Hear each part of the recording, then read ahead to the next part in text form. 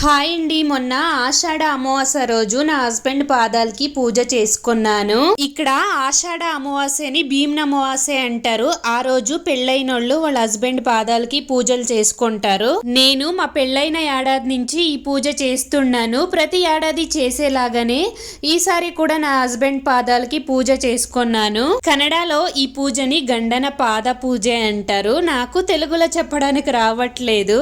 And పూజ అంతా బాగా జరిగింది. అండ్ నా హస్బెండ్ పాదాలకి పూజ చేసుకున్న వీడియో కంప్లీట్ గా రికార్డ్ చేయడానికి కాలేదు.